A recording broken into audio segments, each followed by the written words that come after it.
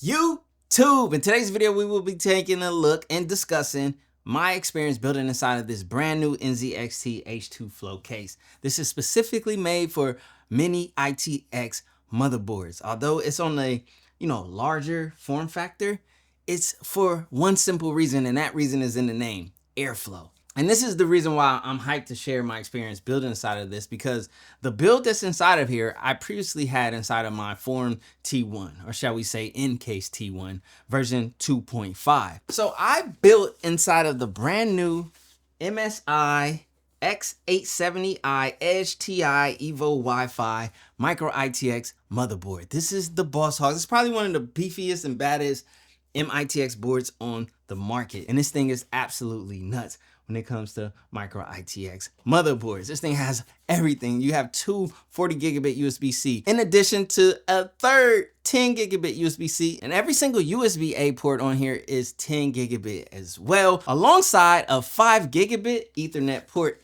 This is a beast. And you could do up to 3 M.2 SSDs, yes, on a micro ITX motherboard. Nuts, right? Now, the thing about this motherboard, and this is another reason why I chose to use it, is it's not an all black motherboard. Initially, I was going to use my Asus blacked out motherboard just to go with the blacked out thing, but the front glass has a tint to it. So I also wanted to see if you were to use, let's say, like a white motherboard or an aluminum / white motherboard like this one, would it cover it? Would it still give you the blacked out vibe? And the answer is absolutely. Now you can see the motherboard a bit more than if it were black. And if I open this up right here, you guys can see exactly what I'm speaking on. Now, as far as our AIO goes, we have this beautiful NZXT. This is a 280 millimeter radiator. This is the elite version. And I built with this before, but in the white version. So now we have the blacked out one with that massive screen.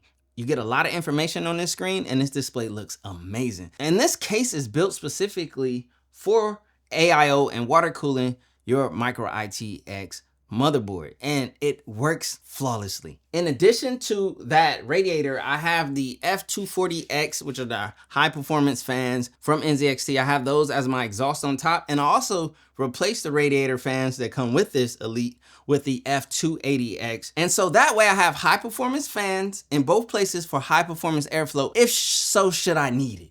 Now, one thing I want to say about those fans is when they're turning up and they, kick up, you can hear them and have a tone to them as well. So what I've done is I've put a very modest fan curve, which is why I'm able to speak and perform this video while this PC is on, the fans are on. As you guys can see, we're idling somewhere around 60 to 58, but typically I'm at about 40 or 40 something degrees Celsius. The weather's starting to pick up, so as you guys can see, it dropped back down to 45 degrees. That's typically where I'm idling. Now, this exact same build, which was the exact same CPU, which is the 9850X3D, exact same motherboard I had inside of my Encase T1 version 2.5 or Form T1, whatever. The temperatures were crazy hot. Underload, and even not so much underload, I was in the 80s, like the mid 80s to high 80s, especially when gaming. It was even hitting up into the 90s. It's getting a little red inside of HW Info.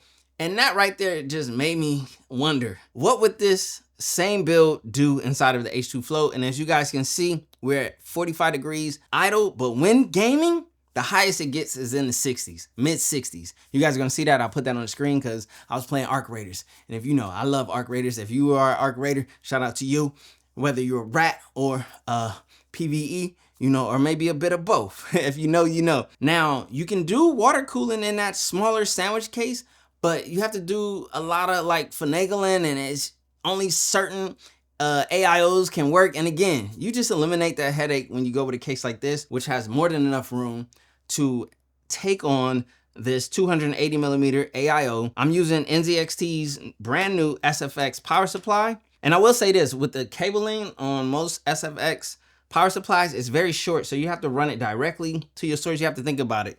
It's not like traditional building where you would run it around the back of the motherboard and bring it over.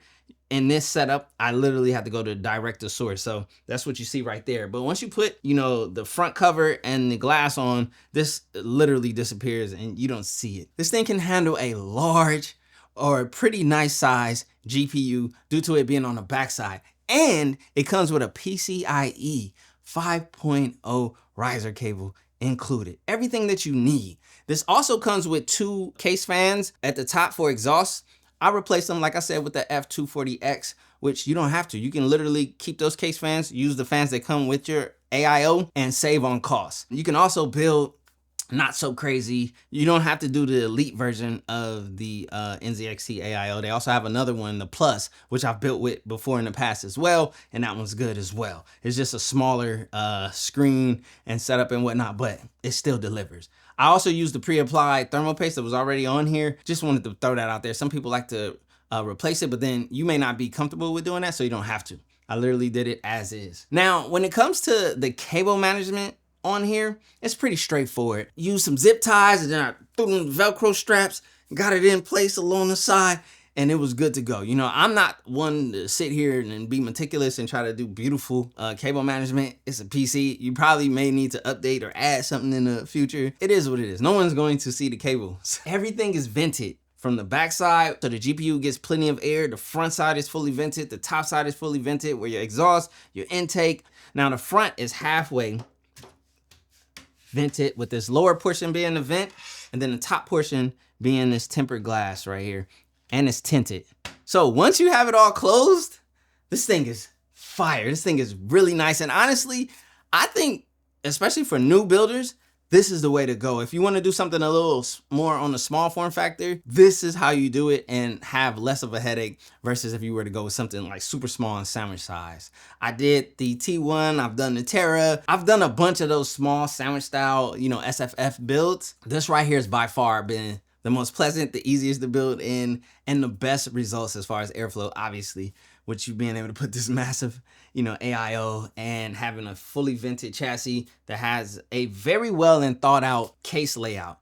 And I want to speak to, you know, the case design, because I was able to reach the GPU when I thought I couldn't with the screwdriver, because there was a slot there perfectly. There was a slot perfectly here on the front side for getting to that 4th motherboard screw. So it's very well thought out, and it's very much made with the intention to make your building experience that much better. And that's something you got to appreciate in the case. This is not the first NZXT Flow case that I built in. I've literally built in almost all of them, right?